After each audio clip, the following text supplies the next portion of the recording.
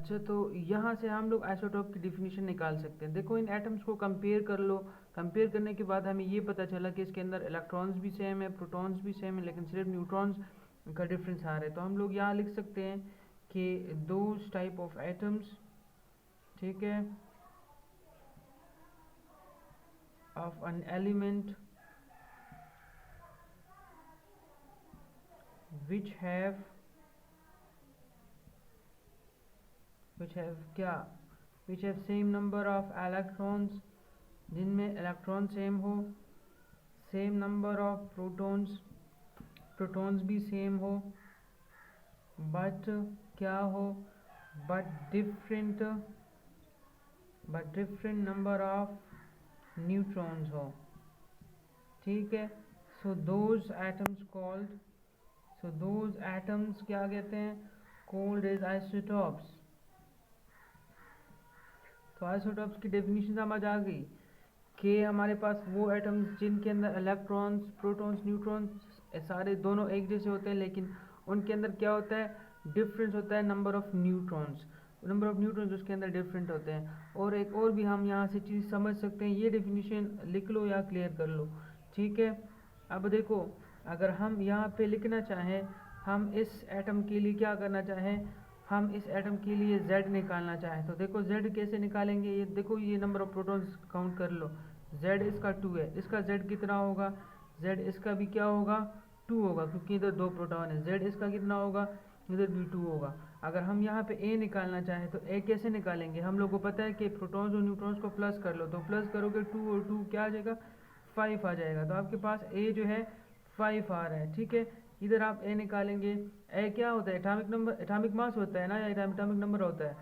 तो देखो इधर निकालो तो 2 और 3, अच्छा सॉरी ये तो 4 निकला रहा है, ठीक है ना, सॉरी ये 4 होता है, 2 और 2 जो है वो 4 होता है।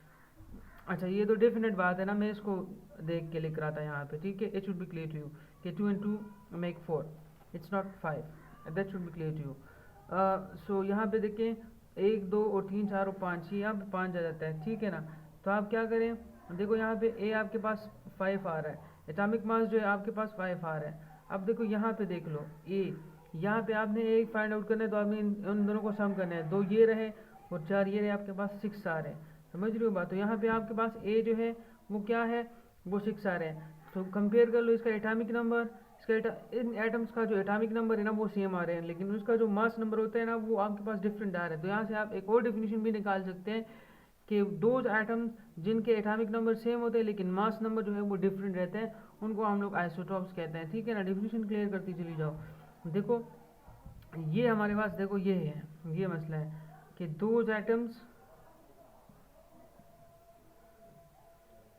which have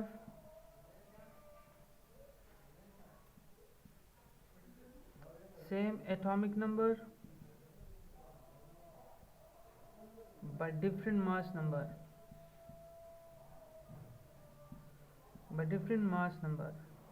मास नंबर क्या होगा, डिफरेंट होगा। क्यों, किसकी वजह से डिफरेंट होगा, क्योंकि उसमें चेंज होगा, चेंज इन न्यूट्रॉन नंबर होता है उसके अंदर, तो इस वजह से उसका मास नंबर जो होता है वो क्या रहता है, वो हमारे पास मास नंबर का चेंज हो जाता है, क्योंकि उसके अंदर चेंज ऑफ न्यूट्रॉन्स आ रहा होता है, तो इस वजह से उसका मास नंबर जो है वो चेंज रहता है। तो ये आपके पास डेफिनेटली ये आपके पास आइसोटॉप्स होते हैं, ठीक है। आइसोटॉप्स शायद मैंने अच्छे तरीके से आपको क्लियर कर लिए कि आइसोटॉप्स क्या होते हैं, ठीक है ना।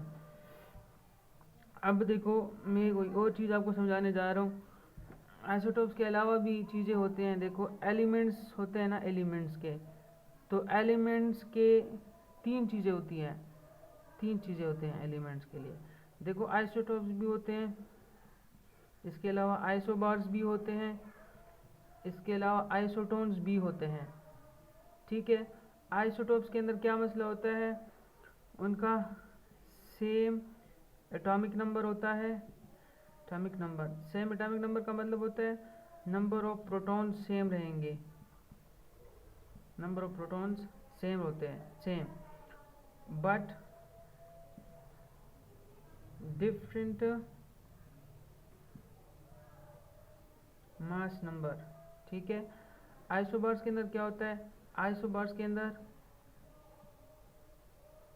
सेम मास नंबर होता है of atoms, but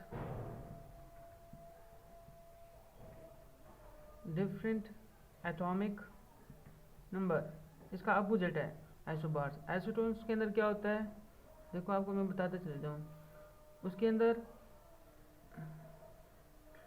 same number of proton same होते, सेम नंबर ऑफ इलेक्ट्रॉन्स,